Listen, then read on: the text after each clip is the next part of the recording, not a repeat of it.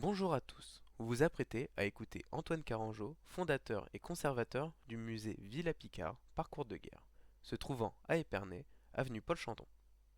Mon ami Corentin Cousini-Fricot et moi-même Elliot Richet avons décidé d'interviewer Monsieur Carangeau dans le but d'en savoir plus sur son métier et la personne qu'il est. Je vous laisse donc, cher auditeur, profiter de ce podcast. Alors tout d'abord, bonjour. Bonjour. Alors on va vous poser quelques questions à propos du musée et aussi à propos de votre parcours. Oui. Donc, pouvez-vous nous parler, pour commencer, de votre métier en fait? Très bien, donc je me présente Antoine Carangeau, je suis donc le conservateur et le fondateur de ce musée, le musée Villa Picard Parcours de guerre. Nous sommes donc ici à Épernay, dans une belle avenue, l'avenue Paul Chandon, et donc nous présentons un certain nombre de pièces. Donc mon métier, c'est tout simplement déjà chef d'entreprise, puisque donc le musée s'appuie sur une société qui a été créée pour pouvoir acheter cette maison et pouvoir exploiter donc ce musée qui est un musée privé à statut commercial. Il est donc différent de par ce statut de musée associatif ou de musée public, comme le musée ici à Épernay d'archéologie et du vin de Champagne par exemple, ou encore le musée Seine-de-Vie 14-18 à Maruy-sur-Ailly qui est un musée associatif. Donc pourquoi faire un musée à caractère commercial? Déjà, il y a quelque chose de très intéressant dans cette démarche-là, c'est que nous sommes obligés de pouvoir répondre à un certain nombre de charges qui courent sur le musée, et nous avons refusé, c'était un souhait de notre part, toute subvention publique. Donc nous n'avons fait appel à aucun organisme pour pouvoir nous aider à monter ce musée, et nous sommes donc partis à fonds propres, c'est-à-dire qu'on a mis toutes nos économies là-dedans. Donc je ne suis pas seul dans cette entreprise. Nous sommes deux associés, Bernard et Isabelle, qui sont producteurs de champagne à Chavaux-Courcourt. Et donc nous sommes partis à trois sur cette création de société. Donc ce métier de conservateur, de directeur d'un musée privé est très différent de celui qu'on rencontrerait par exemple si nous étions dans un musée public, puisqu'il y a toute une partie de gestion d'entreprise qui n'a pas cours dans un musée traditionnel. Également, la particularité, c'est que je suis le seul employé de mon entreprise. Nous n'avons pas de personnel supplémentaire, donc pour mon plus grand bonheur, ça veut dire que le matin, c'est moi qui fais le ménage en arrivant. Il n'y a pas de saut métier, il n'y a pas de petites tâches, et tout est noble dans un musée comme ça, puisque les travaux, on les a fait en grande partie nous-mêmes. Voilà, je pense que quand on a un projet, et c'est ça le bon message aussi à transmettre aux jeunes qui s'intéressent à tout ça, c'est que pour réaliser ses rêves, il ne faut pas hésiter à sacrifier absolument tout et à se mettre en danger aussi financièrement, parce que on s'aperçoit aujourd'hui que c'est ce qui nous permet d'accueillir un grand nombre de visiteurs, majoritairement des 15-35 ans, et notre pari est complètement rempli puisque on arrive à attirer dans ce lieu, grâce à ce que nous faisons, des jeunes collégiens, lycéens, universitaires et de jeunes gens en début d'activité professionnelle qui s'intéressent et se passionnent pour tout ça. Alors se passionnent ou pas. C'est justement cela que nous cherchons à attirer, puisque notre objectif c'est d'arriver à faire venir des gens qui ne vont pas traditionnellement dans des musées, parce qu'ils se sentent un peu étrangers en fait à cette démarche-là. Ici, nous présentons uniquement des parcours nominatifs, c'est-à-dire que nous, ce qui nous intéresse, c'est de parler des parcours de vie des gens, de l'impact de la guerre sur des individus et parfois sur des familles, sur plusieurs générations. Donc, par ce biais-là, on arrive à toucher un grand nombre de publics, à la fois des locaux, à la fois un public touristique également, français et étranger. Nous avons reçu l'an dernier, sur les 5 mois et demi de la première saison, puisque nous sommes donc ouverts depuis le 1er juillet 2024, nous avons reçu maintenant un peu plus de 1000 visiteurs. Voilà, on arrive vers les 1500 même.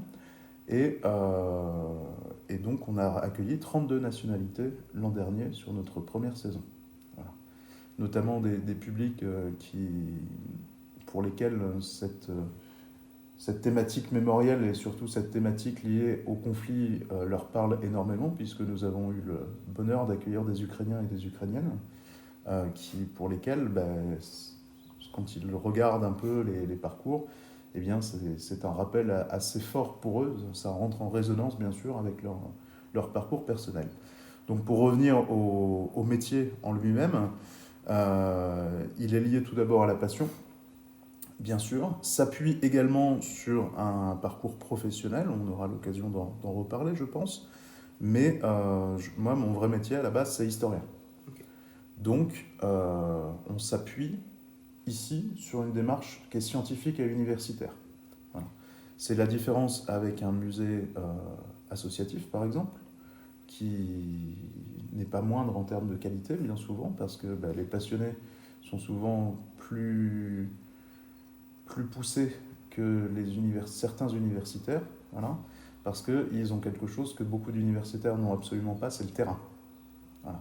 Et ici, le rapport à l'objet est quelque chose de très important. C'est-à-dire que l'on rentre à l'écoute des lieux et on rentre à l'écoute également de ce que les objets nous expliquent et nous racontent de cette démarche-là. Voilà. Donc sur le métier, en résumé, c'est donc de la gestion, de l'accueil, de public en français et en anglais. La majorité des visiteurs, à peu près 80%, sont des visiteurs en visite libre, mais nous accueillons 20% de public groupe où ces visites guidées entraînent une médiation qui est adaptée aussi au public que l'on reçoit. Pour rester très terre à terre, quand on accueille une classe d'élèves de primaire, on ne fait pas la même visite que pour une classe d'étudiants en histoire en Master 1 ou Master 2. Voilà. Et de la même manière, quand on a des publics qui viennent de certains pays, par exemple cette année, on a le souhait de pouvoir accueillir des publics allemands, puisque nous abordons cette année plusieurs années. En fait, notre muséographie est renouvelée chaque année, ça c'est notre grosse particularité. Et donc nous suivons tout simplement les années mémorielles. C'est-à-dire que l'année dernière, sur les 5 mois et demi d'ouverture de cette première saison, nous avons traité les années en 4, 1914, 1944 et 1954, la bataille de Dien Bien Phu. Et cette année, nous traitons des années en 5, 1915, notamment les offensives de Champagne qui ont considérablement marqué notre région, 1925, la guerre du Rif au Maroc, méconnue mais très intéressante, 1945, avec justement quelque chose qui intéressera nos amis allemands, notamment la traque et la capture du général SS Oskar Dirlewanger. Et là-dessus, on va faire beaucoup de médiation aussi avec les scolaires, parce qu'on présente justement l'embrigadement et la fanatisation du peuple allemand sous le Troisième Reich. Donc ça, c'est quelque chose de très important pour nous, et on espère pouvoir échanger avec des publics d'origine allemande. Et enfin, 1995, l'ex-Yougoslavie et la bataille de Sarajevo, voilà, où là encore, ça entre en résonance avec notre actualité extrêmement noire, puisque entre la guerre en Ukraine et le conflit à Gaza, il y a énormément de choses qui, dans notre actualité, peuvent préoccuper aussi nos jeunes générations dont vous faites partie. Et le but ici, c'est de donner des clés de compréhension et comprendre la vraie valeur de la paix. Voilà. D'accord. Très bien. Donc ensuite, que faisiez-vous avant de devenir directeur de ce musée? Alors moi, donc, j'ai un double cursus en histoire et sciences politiques. J'ai commencé très tôt. J'ai commencé à l'âge de 13 ans comme guide touristique. Et donc je faisais pendant 3 mois des visites guidées dans une église du XIe siècle, voilà, dans une crypte exactement. Et donc j'ai très rapidement, pour pouvoir financer aussi ma collection, j'ai fait plein de petits boulots. Et au moment de partir dans ce que vous vivez, vous, actuellement, c'est-à-dire en études supérieures, eh bien, j'ai choisi, entre mes deux passions qui étaient, un, la philo, et deux, l'histoire, j'ai choisi l'histoire. Voilà. Et donc, je suis parti à l'Université catholique de l'Ouest à Angers, où j'ai fait donc un double cursus en histoire et sciences politiques, et jusqu'au Bac+5, donc au Master 2, en me spécialisant sur la partie historique sur la Première Guerre mondiale, sur la guerre de 14-18, et sur la partie sciences politiques, sur le monde russe, et sur également la Turquie de Erdogan. Voilà. Au moment où j'ai fait mes études, c'était la guerre en Syrie. Voilà. Mon master était un master professionnalisant qui nous préparait à la fois à intégrer 1. L'armée, 2. Les services de renseignement, 3. L'humanitaire en zone de guerre. Voilà. Donc à cet égard, on a eu l'occasion de faire un certain nombre de stages. Vous êtes aussi de cette génération où on vous conseille de faire beaucoup de stages et j'ai pu bénéficier d'un certain nombre de stages très, très intéressants. J'ai commencé à travailler dans des musées à l'âge de 15 ans, au musée de la Résistance et de la déportation de Blois, dans le Loir-et-Cher, tout d'abord. Ensuite, j'ai travaillé pendant 3 ans au musée de la cavalerie de Saumur, où je me suis retrouvé à 19 ans responsable de tout le centre de documentation de l'arme blindée cavalerie. C'était une grosse, grosse mission. Et par la suite, je suis parti en stage de fin d'études au musée du sous-officier de Saint-Mexan-l'École, dans les Deux-Sèvres, où se trouve l'école qui forme nos sous-officiers de l'armée de terre. Et depuis 2017, je m'occupe de la salle d'honneur et des traditions du 16e bataillon de chasseurs à pied à Bitche, ou en Moselle, donc, où je fais de la réserve, réserve citoyenne dans un premier temps, réserve opérationnelle maintenant. Voilà. Donc toutes ces expériences m'ont permis de travailler donc, à la fois dans des structures de musées associatifs, puis publics, civils comme publics militaires, et de voir en fait comment fonctionnaient ces musées, d'y voir les forces et les faiblesses. Voilà, on va dire ça comme ça. Donc un parcours qui m'a conduit ensuite à vivre ce que beaucoup d'historiens vivent, c'est-à-dire que quand on arrive en première année de licence, souvent on nous fait chanter historien, quel est votre avenir ? Et on répond tous Pôle emploi, Pôle emploi, Pôle emploi. France Travail, pardon, maintenant. On se rend compte que c'est pas faux, voilà, puisqu'avec avec un double cursus histoire Sciences Po et en ayant été jusqu'au Master 2, j'ai eu 2 ans de chômage suite à ma sortie d'études. Voilà. Et j'ai envoyé des milliers de CV, de lettres de motivation dans toute la France et dans les pays limitrophes, et qui souvent étaient soit des refus, soit me faire déplacer à 500 ou 600 km pour rien, ou carrément pas de réponse. Je pense qu'il n'y a absolument rien qui vous prépare, vous jeunes, à vivre cette chose-là. C'est quelque chose de très difficile intellectuellement, moralement surtout, et financièrement, parce qu'en fait, en sortie d'études, vous n'avez pas d'argent. Et donc ça m'a endurci. J'ai fait plein de petits boulots à côté pour pouvoir payer aussi ce qui continuait à être ma passion. Donc j'ai travaillé, j'ai fait videur dans les boîtes de nuit, j'ai fait porteur funéraire dans les pompes funèbres, croque-mort comme on dit. J'ai fait vraiment pas mal de petits boulots et j'ai travaillé en usine. Et donc ça c'est très intéressant parce qu'en fait ça m'a permis de comprendre qu'il n'y a pas de petits métiers, il n'y a pas de petites fonctions, et j'ai rencontré les gens les plus passionnants que j'ai connus dans ma vie, non pas à l'université, mais souvent dans ces métiers que certains peuvent considérer comme ingrats. Voilà. Et donc au terme de 2 ans de recherche d'emploi, alors que je m'apprêtais à reprendre mes études et que je m'apprêtais à faire un doctorat en histoire contemporaine sur la guerre civile russe, eh bien, j'ai trouvé mon emploi à l'Office national des anciens combattants et victimes de guerre. Et donc j'ai été pendant 3 ans le directeur de cette belle administration pour le département de la Marne. Voilà. Alors c'est quelque chose qui était très intéressant parce qu'en fait, nous avions 3 domaines. La reconnaissance et la réparation, c'est-à-dire que nous étions le bras armé de l'État pour reconnaître les mérites de nos anciens, jeunes comme moins jeunes, entre nos derniers anciens de la Seconde Guerre mondiale qui n'avaient pas obtenu de reconnaissance, jusqu'à nos jeunes de 19 ou 20 ans qui rentraient du Mali ou des opérations extérieures en Afrique principalement à ce moment-là. Donc nous avions également toute une part d'action sociale qui, moi, m'a passionné. J'étais venu pour faire de l'histoire, je me suis passionné pour la partie action sociale. Donc nous avions 20 000 ressortissants, puisque c'est le terme qui est employé dans le département de la Marne. Ça allait d'un petit garçon de 13 ans qui avait survécu à l'attentat de Nice, jusqu'à des gens de plus de 100 ans qui étaient nos derniers anciens de la Seconde Guerre mondiale. Voilà. Et enfin la mémoire qui était une partie importante puisque nous étions l'opérateur de l'État en charge des politiques de mémoire sur le territoire de la Marne. Et à cet égard, ça m'a permis de rencontrer des centaines de gens passionnants, que je connaissais déjà pour beaucoup d'entre eux, et d'aller sur le terrain, de faire beaucoup de terrain. et de gérer notamment quelque chose qui m'a beaucoup marqué et qui reste très ancré dans ce que je fais ici au musée Villa Picard Parcours de guerre, c'est l'organisation des obsèques des poilus de la Grande Guerre qui étaient retrouvés dans la Marne. Voilà. Et ça, c'était vraiment très, très fort. Nous avons eu l'occasion de travailler avec des archéologues et d'exhumer un soldat allemand qui est mort sur les combats de septembre 1915 dans la Marne. Et ça reste un événement assez marquant. Et donc, au terme de 3 années dans cette belle administration, j'ai donné un nouveau départ à ma vie professionnelle. Et donc, nous avons, avec mes 2 associés, lancé le projet de ce musée. J'ai quitté mes fonctions en novembre 2022 au sein de l'administration.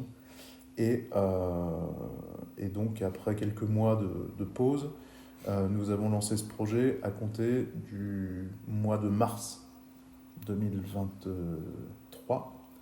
Et donc, après presque 1 an de montage de projet, de recherche de lieux, et puis d'obtention d'un permis de construire, puis les travaux, nous avons donc le 1er juillet 2024, comme je vous le disais, ouvert ce musée. Voilà. D'accord. Et du coup, pourquoi avoir choisi ce bâtiment-là précisément? Est-ce qu'il y a une raison particulière? C'est une excellente transition avec ce qu'on vient de dire juste avant. Alors oui, c'est la première fois que nous sommes entrés ici, c'était le 7 mai 2023. C'est un jour marqué à jamais comme une pierre blanche dans ma mémoire. C'est quelque chose qui était assez extraordinaire. Nous sommes ici dans un lieu assez unique, puisque nous sommes dans la maison de l'architecte sparnacien Henri Picard, qui est un homme assez méconnu, qui est d'ailleurs l'architecte du lycée de garçons d'Épernay, l'actuel lycée Stéphane Hessel sur le site de l'avenue de Champagne où vous faites vos études. Et donc cette maison, c'est celle qu'il a construite entre 1900 et 1902, qu'il a lui-même nommée la Villa Picard, et où il a vécu avec sa famille de 1905 à 1946. Donc nous sommes dans une belle villa 1900, avec un superbe atrium et sa verrière. Le lieu esthétiquement correspondait à ce que nous recherchions. Beaucoup de musées de mémoire sont très sombres. C'est-à-dire que beaucoup de ces musées sont partis du postulat qu'il fallait quelque chose où les objets restaient dans la pénombre. Alors, en termes de conservation, c'est pas faux. Néanmoins, ici, on a mis en place un système où, en journée, on arrive à présenter nos pièces dans la lumière naturelle, et le soir, tout est fermé, et donc les objets ne sont pas présentés à la lumière lunaire, qui présente un risque majeur pour la conservation des pièces. Voilà.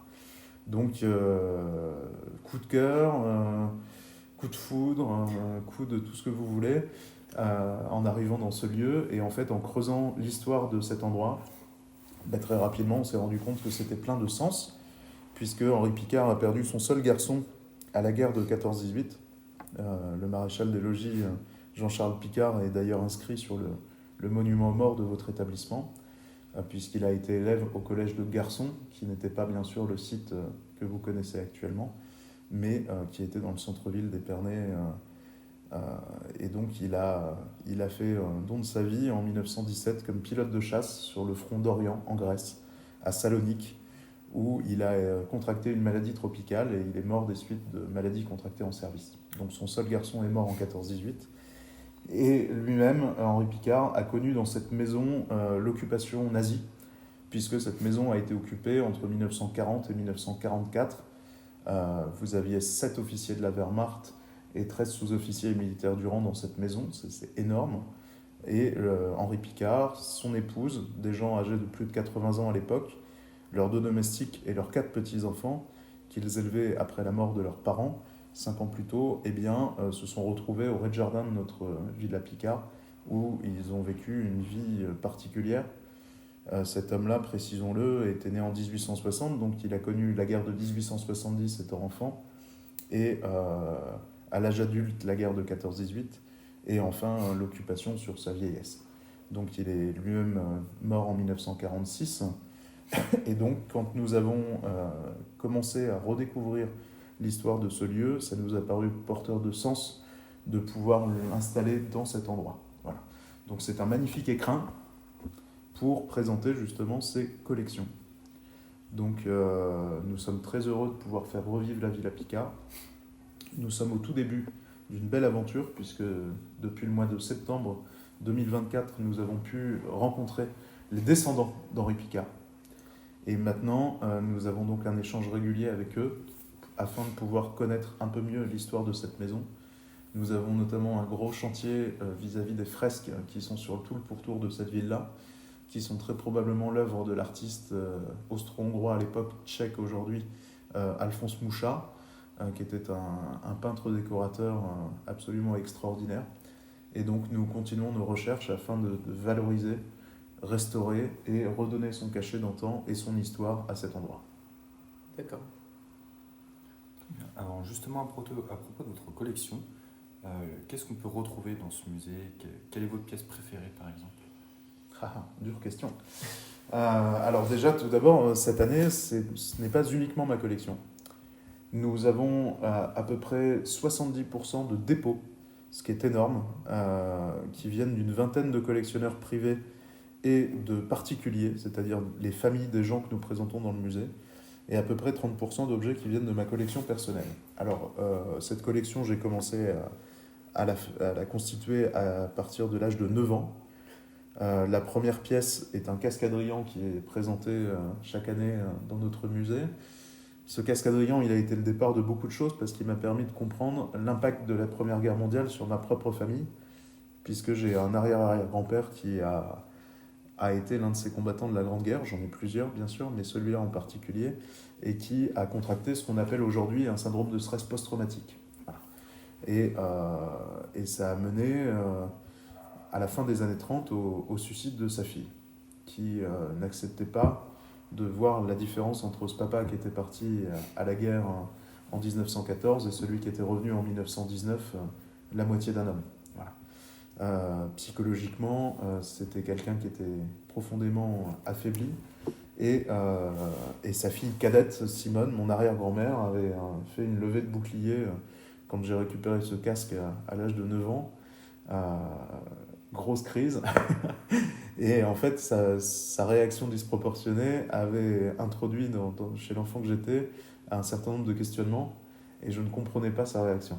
Et il a fallu plonger dans l'histoire familiale, lever les secrets de famille pour comprendre justement que cette famille, elle avait énormément subi au cours de la Première Guerre mondiale et ça m'a incité non pas à m'en éloigner, mais au contraire à creuser, à m'y intéresser. Donc, comme beaucoup de jeunes passionnés, j'ai commencé avec les grands auteurs de cette guerre, Roland d'Orgelès, Les Croix de Bois, Henri Barbus, Le Feu, Lettres de Poilu, le recueil du journaliste Jean-Pierre Guénaud, que j'ai eu l'occasion de rencontrer quand j'étais en classe de 3e, et qui a été une rencontre assez marquante sur ce parcours.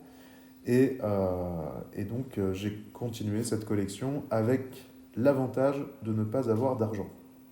C'est-à-dire que, du coup, à 13 ans, pour pouvoir financer ma collection, j'ai fait, comme je vous le disais tout à l'heure, guide touristique. Alors, c'était pas le bagne, mais à partir des vacances scolaires jusqu'à la rentrée, j'étais entre 9h et 17h avec une pause le midi pour manger un sandwich accoudé le long d'un pilier dans une église, au fin fond d'une église, à attendre les clients. Donc déjà, ça m'a permis, de prendre un peu confiance en moi, d'arriver à échanger avec un public, de travailler un peu mon anglais, c'est pas inintéressant non plus ça, et qui reste très français. Mais donc cette collection, elle a évolué. Et donc à partir de l'âge de 15 ans, je suis donc rentré dans ce musée de la Résistance à Blois, dans le Loir-et-Cher, où je faisais mes études. J'étais interne dans un très bel établissement.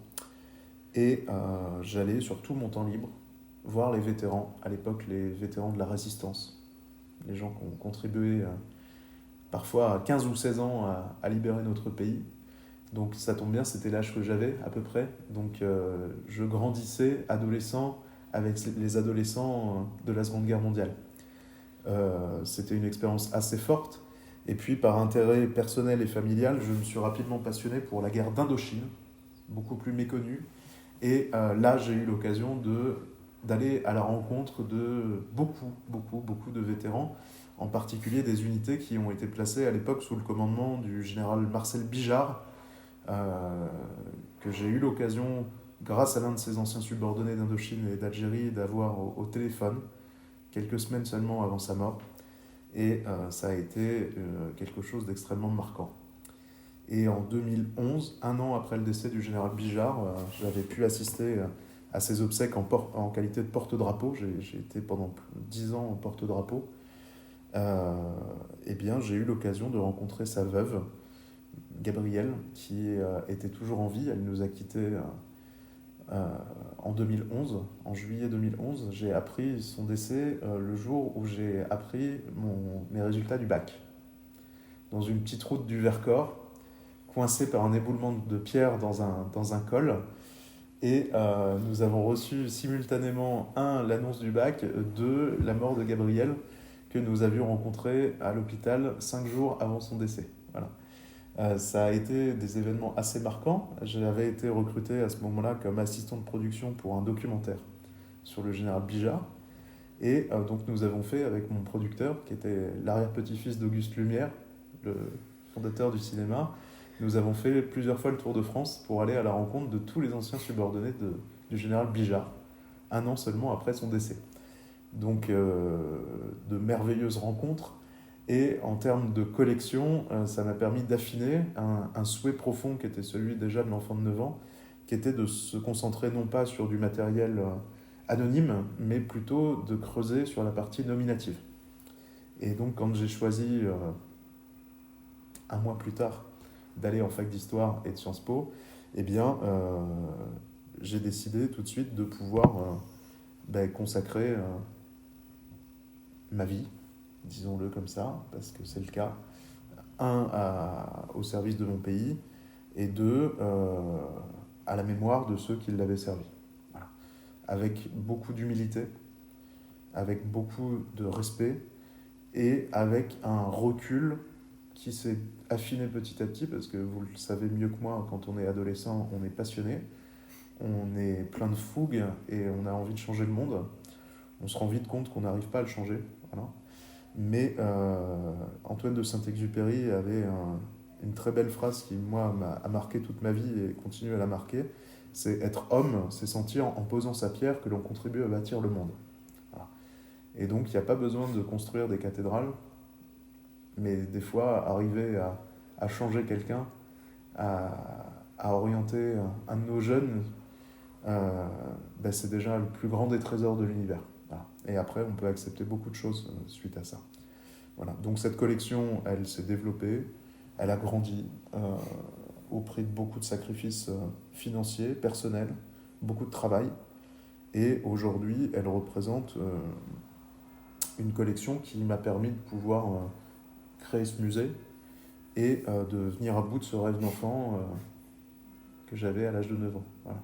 Donc le bon message, puisqu'on s'adresse à des jeunes, si tu nous écoutes, eh bien, c'est de croire en ses rêves.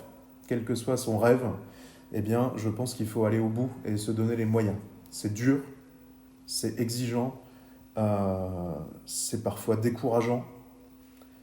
C'est quelque chose qui ne se réalise pas dans la douceur, mais dans la souffrance, souvent, au prix de sacrifices énormes.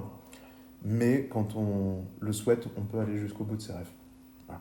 Et qu'on soit fils d'archevêque, de général de corps d'armée ou de technicienne de surface, on part tous avec le même bagage.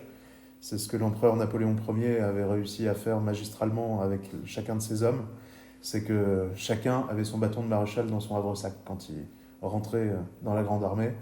Eh bien, dans la société d'aujourd'hui, qui est souvent quelque chose qui nous perd, dans laquelle vous êtes assez perdus, assaillis, comme l'étaient nos poilus, mais vous, par un flot d'informations continues, eh bien, croire en ses rêves, croire en ses passions, quelles qu'elles soient, garder une étincelle d'espoir dans l'engagement, tous les engagements qu'on peut prendre, eh bien, c'est quelque chose qui doit être le moteur, je pense, de votre génération.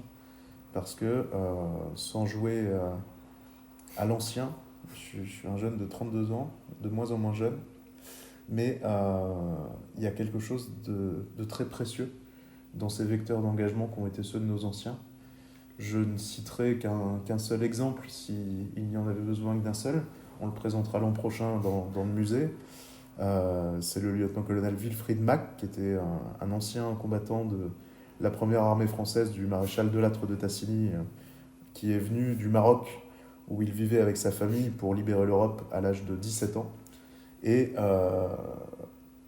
donc, entre 17 et 19 ans, il a libéré la France, puis combattu en Allemagne. Et j'ai puisé beaucoup dans cet engagement-là. On a eu la chance d'avoir des liens extrêmement forts ensemble.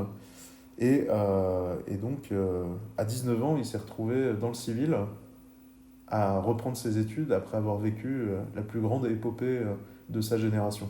Voilà. Et c'était le cas notamment aussi pour les jeunes Français qui étaient en métropole et qui se sont engagés dans nos différents réseaux de résistance. Beaucoup d'entre eux n'ont pas eu le temps de voir l'après-guerre. Je pense notamment à François de Limal, compagnon de la Libération, qui a combattu sur Épernay dans des réseaux de résistance et qui a mis fin à ses jours à une vingtaine d'années en avalant la capsule de cyanure qui était planquée dans le bouton de sa chemise pour éviter de trahir ses camarades et de parler sous la torture. Voilà. C'est des choses qui ne sont pas très joyeuses. On ne va pas s'emballer. C'est pas des sujets très simples à aborder. C'est sûr que c'est moins marrant qu'un concert de rock, hein, mais ce qui est intéressant, c'est l'étincelle que ça provoque au fond de vos cœurs. Voilà. Et ça marche plutôt bien. Donc une collection seule, sans but, ça rime strictement à rien. Une collection avec du cœur et en sachant ce qu'on veut en faire à court, moyen et long terme, ça a du sens. Voilà. Et il faut le préciser pour les auditeurs, quels qu'ils soient, qui nous écoutent, hein, il faut préciser que le milieu de la collection de souvenirs militaires est un milieu très complexe, dans lequel on trouve 90% de gens mal intentionnés et attirés par la même chose que beaucoup de nos concitoyens, c'est-à-dire l'argent et l'appât du gain, et que le respect est quelque chose qui est mis souvent au deuxième, voire au troisième plan. Si certains collectionneurs nous écoutent, je pense qu'ils se retrouveront également beaucoup dans ce que je vais dire, mais collectionner des objets d'histoire, c'est devoir adopter, à mon sens, une certaine éthique. Et cette éthique est souvent bien absente, puisque moi je l'ai constaté, j'ai des pièces qui viennent de ces biais-là. Quand on récupère, par exemple, quand un vendeur professionnel récupère une malle complète avec tous les souvenirs d'un seul homme, bien souvent, il va la vendre pièce par pièce parce qu'il a récolté plus d'argent en le faisant que s'il avait maintenu l'histoire de cet homme. Certains vendeurs n'hésitent pas non plus à rendre anonymes certaines pièces alors qu'ils ont le nom de leur propriétaire, certains poussant même à dire que légalement, il est interdit de donner des noms des personnes à qui ces objets ont appartenu. Alors, on est dans un univers où la sottise a forme de loi parfois, mais je pense qu'il faut au contraire être les gardiens de ce temple du respect et de la connaissance, et que le meilleur changement d'un endroit comme celui-ci, c'est faire changer les mentalités. Beaucoup de ces objets se retrouvent également dans les déchetteries et dans les poubelles. Comment ils y atterrissent ? Eh bien, ils y atterrissent parce que ce sont les descendants de ces gens-là qui les ont mis à la poubelle. Voilà. Je rappellerai simplement une chose, c'est que on meurt une fois physiquement, mais on peut mourir définitivement dans la mémoire des gens, et que souvent, ce sont les descendants, ceux qui portent dans leur sang les dernières traces de cet héritage-là, qui n'hésitent pas à condamner à l'oubli perpétuel leurs propres aïeux. Et là, on est quasiment dans une dimension philosophique, hein. C'est quel héritage ?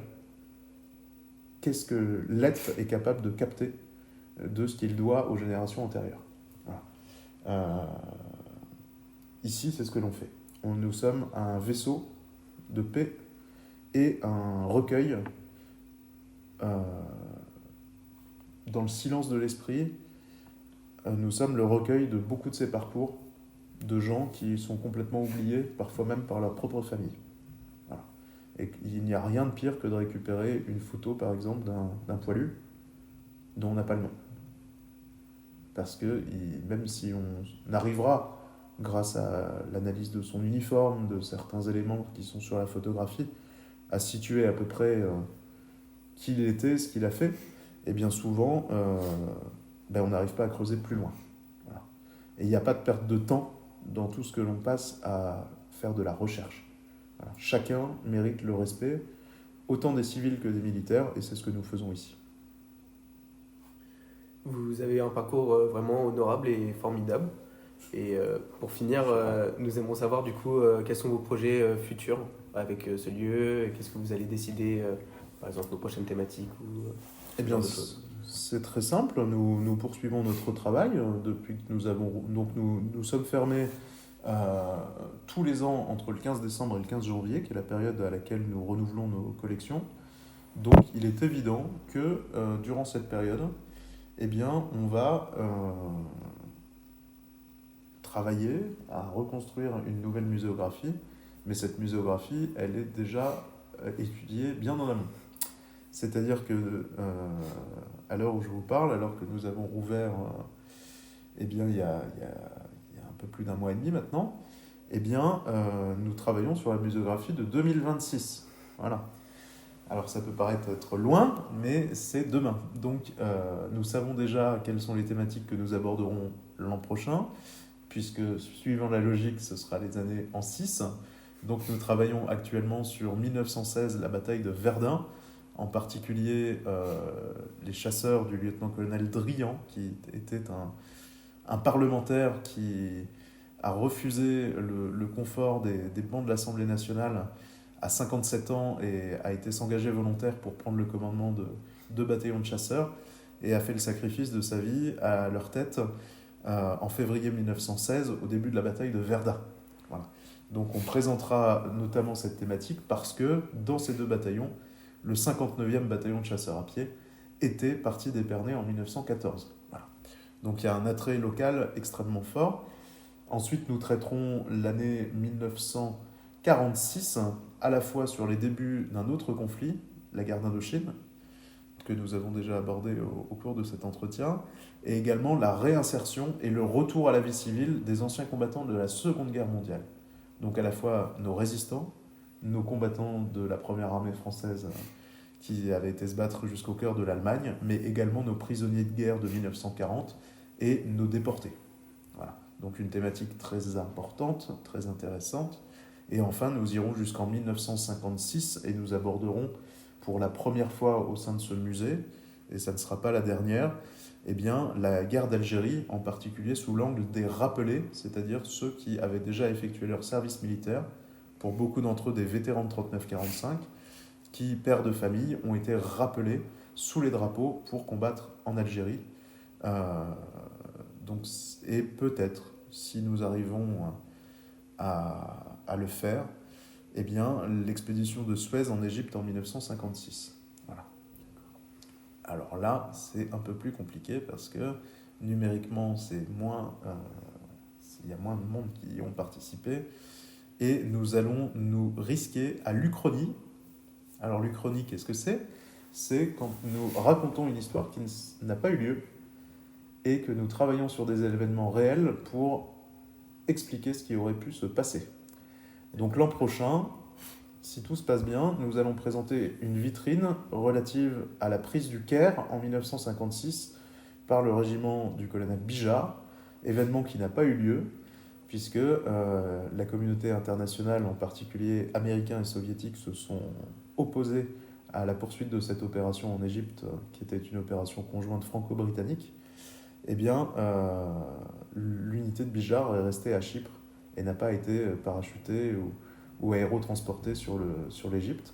Mais un certain nombre de vétérans ont écrit ce qu'ils avaient eu l'intention de faire lors de leur arrivée. Donc nous allons présenter un mannequin de la tenue qui aurait dû être celle de ce corse français d'Égypte.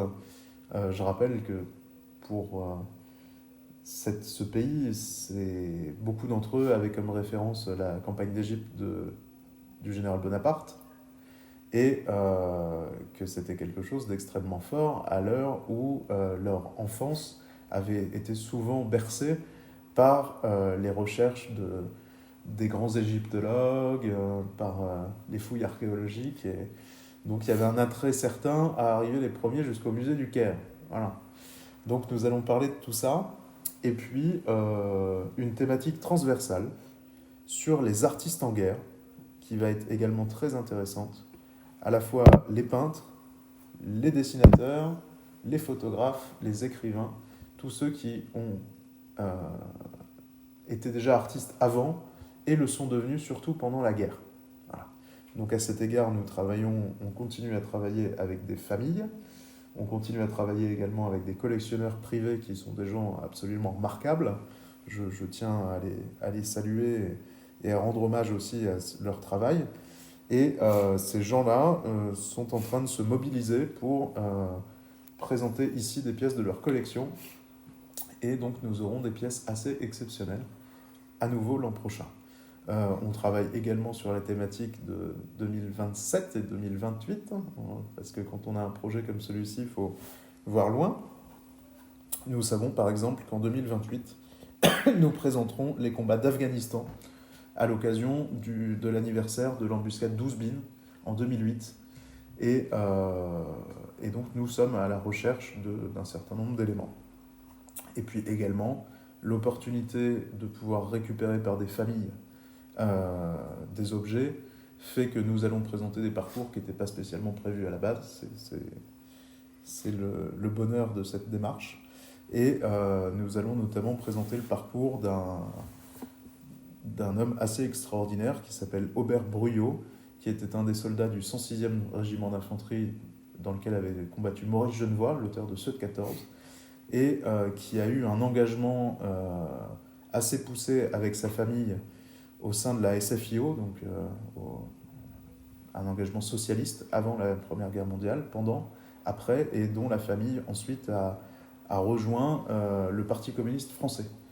Donc nous allons présenter l'engagement de cette famille sur plusieurs générations, et avec une pièce exceptionnelle qui est le portrait de cet homme qui a été frappé de 2 balles par la Gestapo en 1943, qui n'ayant pas réussi à l'avoir en 14-18, arrivant dans cette maison, puisque cette famille aidait la résistance, eh bien, a donc collé 2 balles, dont une en pleine tête, au portrait de cet homme qui était mort l'année précédente.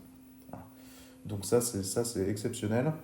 Ce sont des locaux qui décident de nous faire confiance, et nous sommes vraiment très fiers, parce que ça c'est le meilleur remerciement que nous pouvons avoir.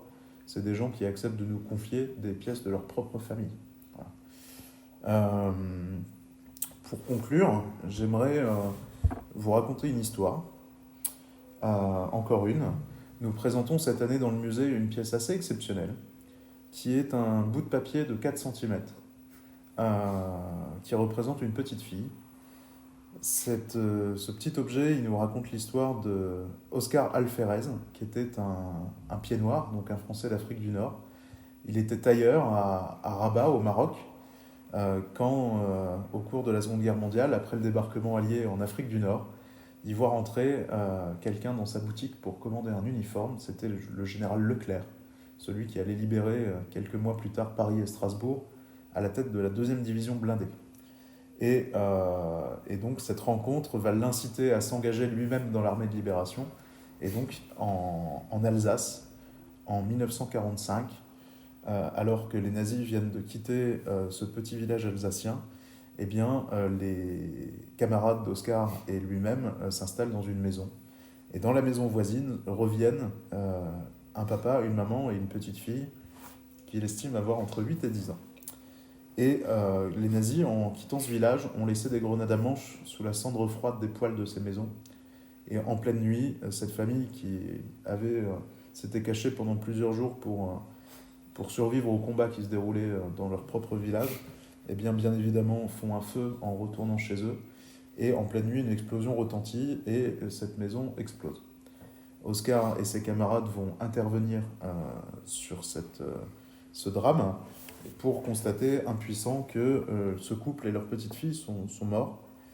Et à côté du corps de la fillette, il lui a ramassé une petite image de papier qui était l'un des jouets de cette jeune fille, euh, qui représente donc une petite fille avec son bouquet de fleurs. Image de papier de 4 cm. C'est une des seules choses qui va ramener de la Seconde Guerre mondiale. Et donc pour lui, cette image, elle va se superposer petit à petit dans sa tête à celle de cet enfant qui était mort avant l'âge, qui va être l'événement traumatique de sa guerre. Lui qui a vu énormément de choses, qui a terminé sa guerre sur le lac de Constance au cœur de l'Allemagne, eh bien, va rester marqué jusqu'à la fin de sa vie par le souvenir de cette petite fille.